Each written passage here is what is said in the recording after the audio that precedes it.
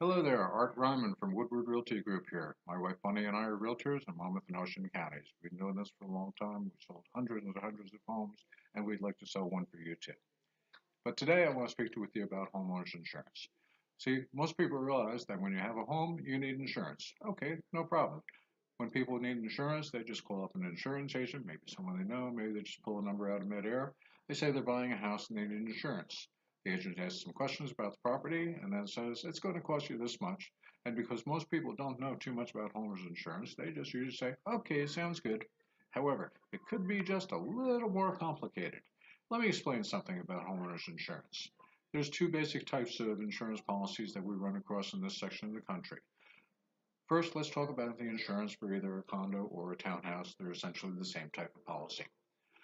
First, we have to talk about what you actually own when you own a condo.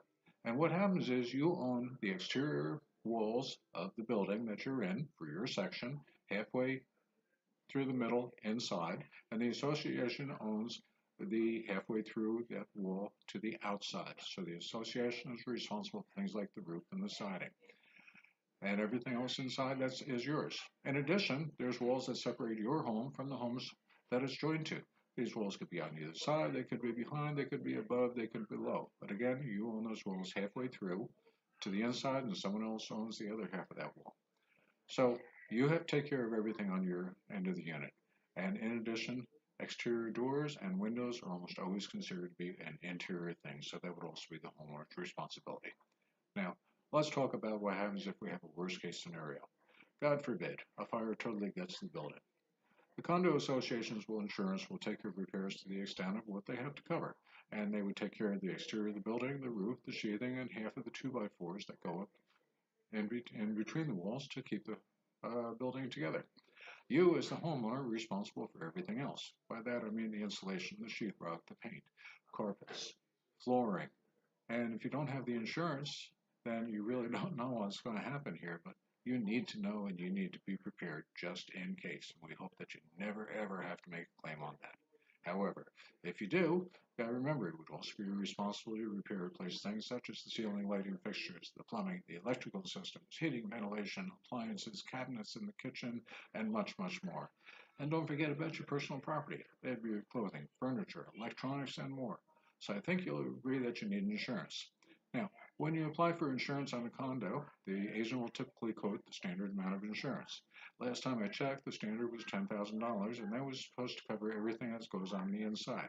Now, given what I told you that you might be responsible for in a worst case scenario, do you really think $10,000 would cover your damages and losses? I doubt that it would be anywhere near enough.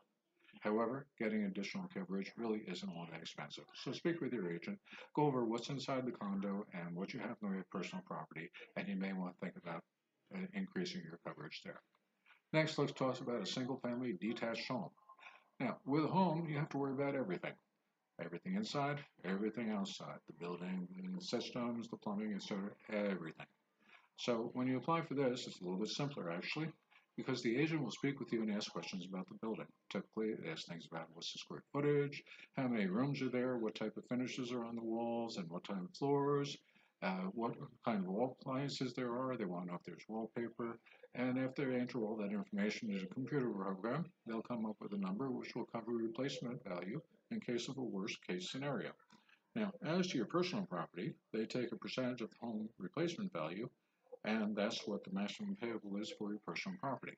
And for most people, that's quite a sufficient amount. However, if you have valuable items such as jewelry, antiques, artwork, you may need extra coverage.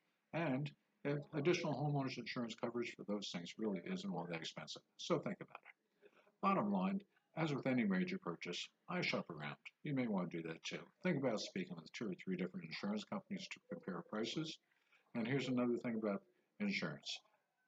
By having your homeowners and your auto insurance with the same company, you'll probably get a break on the homeowners insurance. So combine everything, put it all in the same place. Now, I have to put out the old standard disclaimer here. I'm not an insurance agent, nor do I play one on TV. I'm not licensed to sell homeowners insurance. If you have questions, please address them to someone who is licensed to sell insurance. But if you have any questions, if you're looking to buy or sell a house, please give us a call. We'd love to help you. Thank you.